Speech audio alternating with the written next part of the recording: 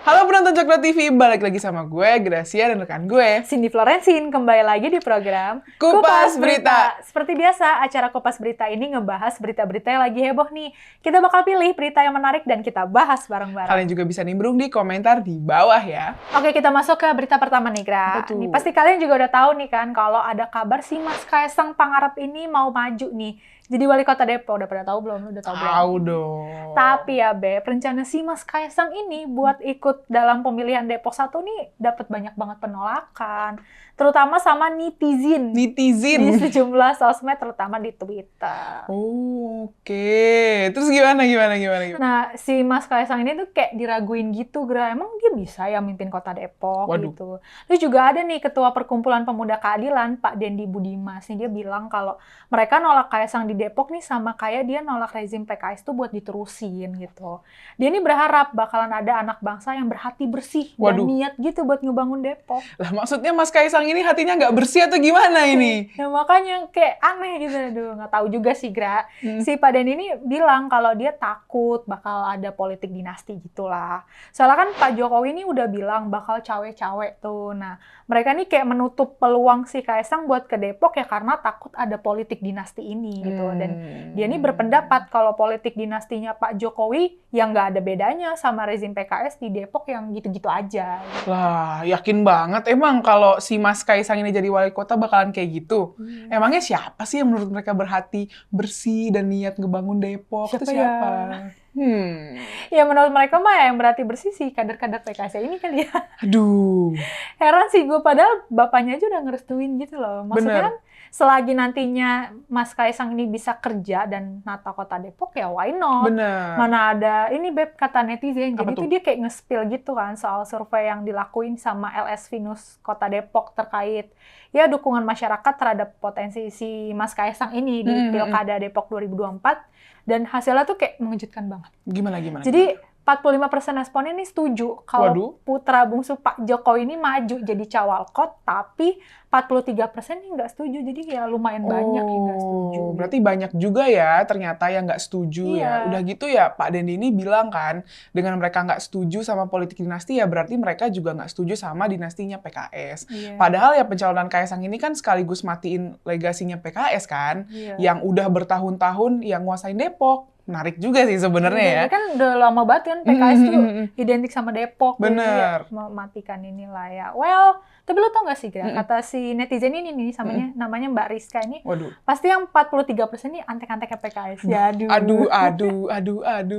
Tapi ya nggak heran sih kan. Dari awal yang nentang Kaisang jadi cawalkot ya orang-orang PKS ini. Iya. Mungkin karena Mas Kaisang ini orangnya toleran kali ya. Sedangkan ya yang lo tahu Depok ini kan kayak baru-baru aja dinobatin jadi salah satu kota intoleran gitu. Dan Depok ini ya sarangnya PKS, markasnya PKS gitu. Jadi nanti kalau Kaisang banyak bikin perubahan gitu seandainya kalau jadi wali kota, termasuk soal toleransi, pada ketar-ketir dong. Iya, pasti ketar-ketir. Setuju banget. Bisa jadi nih, Beb ya. Malah si Pak Dendi ini nyaranin ya Pasha Ungu gitu yang jadi cawalkotnya gitu. Karena ya kan lebih berpengalaman katanya. Pernah jadi wakil wali kota Palu. Tahu nggak lu? Band-band Ungu, lagunya tahu nggak? Pernah denger sih gue gitu. Nah katanya sih Pasha ini yang lebih kompeten. Tahu kan? Emang lu tahu lagunya apaan? Tahu. Apa tuh? Pernahkah kau merasa aku nggak pernah, nggak gitu ya? Salah ya. Intinya ya gue setuju banget sih kalau Kaisang yang maju. Kalau lo gimana? Setuju nggak? Setuju dong. Hidup Kaisang. Hidup Pak Kaisang. Anjay, Pak Kaisang. Oke. Kita masuk ke berita selanjutnya nih, Sin. Ada berita kalau istri pertama Bukhari Yusuf, Rosita Komaladewi, ngelaporin balik istri kedua suaminya yang waktu itu tuh kena KDRT pas dia lagi hamil. Aduh. Nah, tapi Komnas Perempuan ini minta Polda Metro Jaya buat nolak laporan si istri pertamanya ini sebagai bentuk keberpihakan aparat penegak hukum ke si M, si istri keduanya itu. Selaku saksi korban KDRT lah yang diduga dilakuin sama si politikus PKS ini. Walah, kok malah dilaporin balik ya? Mana nih woman support woman-nya? Kok gitu? Mana? Nah itu dia. Terus juga ya Sin, infonya Ketua Subkomisi Pemantauan Komnas Perempuan nih, Pak Bahrul Fuad bilang kalau pelaporan saksi si korban M ini atas KDRT yang diduga dilakuin si BY ini, ya itu nggak seharusnya dapat serangan balik gitu, apalagi berupa ancaman pidanaan gitu. Itu jatuhnya jadi diskriminasi nggak sih? Kok gitu bener. gitu. Setuju sih gue, jatuhnya ya diskriminasi lah. Bener. Kalau yang gue denger juga nih, Beb, Komnas Perempuan ini mandang kalau seringkali nih banyak banget kasus kekerasan terhadap perempuan yang korbannya ini selalu didiskriminasi gitu loh, malah dapat serangan balik lah, yang dilaporin balik lah, tuduhannya pasti pencemaran nama baik gitu, dan tuduhan lain lah, kayak kasihan sebenarnya dia jadi korban justru dijadiin pelaku gitu kan. Padahal kan kasusnya tuh lagi diusut kan ya, ya lagi dalam masa penyelidikan lah ya. Nggak pantes sih kalau si Rosita ini ngelaporin balik MY gitu menurut gua ya. Kayak ini nunjukin si Rosita ini nggak punya empati gitu kan. Bahkan woman support woman-nya juga nggak ada gitu loh. Sebenarnya gue pribadi juga agak curiga malah. Kok si istri pertamanya ini malah cenderung mati-matian ngebelain si suami yang KDRT gitu. Kayak ada yang janggal nggak sih? Jangan-jangan. Cing, apa tuh? Nah, itu dia. Tapi ya, Beb, kasus ini tuh tadi yang lo bilang gitu, masih ditanganin sama unit P3A Baris Krim Polri.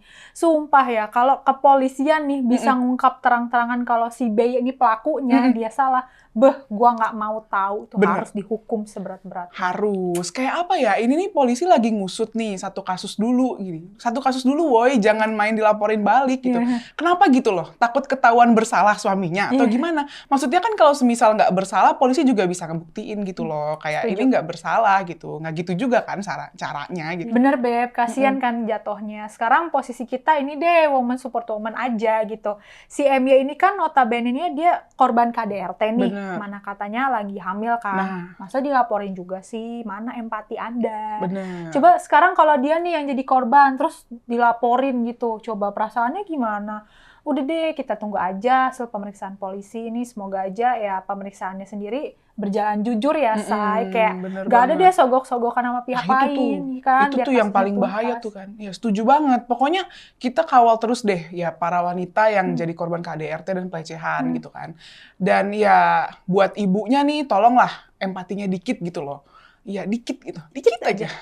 Ya tolong ya Bu, ya saya paham lah. Cinta itu buta gitu.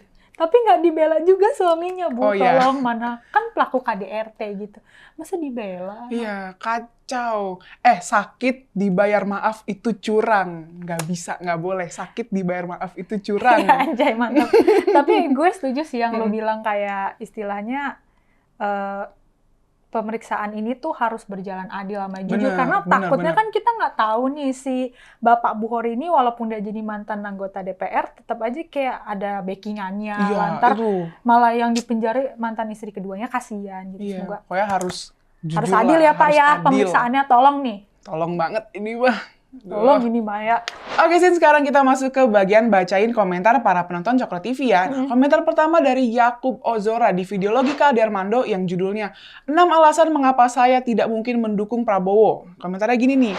Sebagai pribadi dan bagian dari rakyat Indonesia, pernyataan Ade-Armando telah cukup mewakili penilaian dan perasaan saya. Dan sebagai rakyat, saya nyatakan dan mengajak rakyat Indonesia memilih dan memenangkan Ganjar Pranowo jadi Presiden Indonesia karena cuma Ganjar yang layak. Nah, gue pribadi pun ya masih Pak Ganjar lah yang tetap ya, yang paling layak menurut gue ya Pak Ganjar. Bukannya gue nggak respect sama orang karena masa lalunya ya, tapi gue sebagai anak muda nih nggak percaya kalau orang bisa berubah.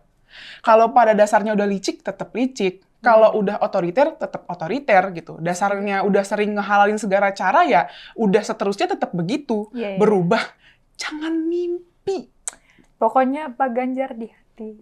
Aduh, lanjut. Oke, gerak komentar selanjutnya nih dari Muhammad Syarif di video Gado-Gado Sheryl Tanzil yang judulnya Ayah David, Mario Dandi ancam tembak anak saya. Komentarnya gini nih. Untuk ayahnya David, saran saya maafin aja si Mario. Islam itu rahmatan lil alamin. Itu kan yang biasa kelompok Anda katakan saat Allah dihina, Nabi dihina, Al-Quran dihina, hingga syariat-syariat Islam dihina. Cuma anak Anda aja yang dipukuli. Aduh, pusing. Gue boleh mengheningkan cipta dulu nggak nih? Oke. Udah Pak. Maaf ya Pak, saya mau tanya nih Pak. Bapak waktu pembagian otak dan akhlak dapat nomor urut berapa sih Pak? Tolonglah Pak, mikir dong Pak, ini anak orang nih. Udah dianiaya sampai mau mati loh Pak, mohon maaf. Udah sakaratul maut. Coba deh kalau anaknya dia gitu, posisinya ada di si David. Bener banget. Dia mikir nggak sih, maksudnya perasaan orang tua David tahu anaknya nih udah dibesarin dengan fisik dan akhlak sebaik mungkin, tapi justru masa depannya nih dihancurin sama manusia-manusia sampah ini gitu. Bapak mikir nggak sih masa depan David gimana, sehancur apa? Ya, gue paham, gue ngerti kalau kita nih sebagai manusia harus saling memaafkan gitu. Toh bapaknya David nih, Pak Jo, yang gue tahu juga yakin lah beliau nih pasti udah maafin pelaku. Tapi kan nih konteksnya mereka udah ngelakuin tindak kriminal terencana lagi. Sampai bikin anak orang babak belur, mau mati. Segitu masih mau dimaafin. Beda konteks, Pak. Tolong, Pak. Makanya, Pak, kalau beragama, pakai otak. Akal sehat, jangan asal ceplos-ceplos. Kesel. Kita apakan ini? Sakit dibalas maaf itu curang. Tuh, ada lagi tuh kan. Aduh. Kacau. Oke. Komentar selanjutnya dari Fan Santamono di video channel Eko Kun tadi dengan judul People Power, People yang Stres. Komentarnya gini nih, kami rakyat kecil selalu mendoakan keselamatan buat Pak Joko Widodo serta para pemimpin lainnya yang sehat mental dan niat-niatnya bagi kebaikan negeri negara tercinta Indonesia. Yang sehat mentalnya ya tuh. Mental breakdown. Emang kenapa? Emang banyak yang mentalnya keganggu apa mental gimana? health.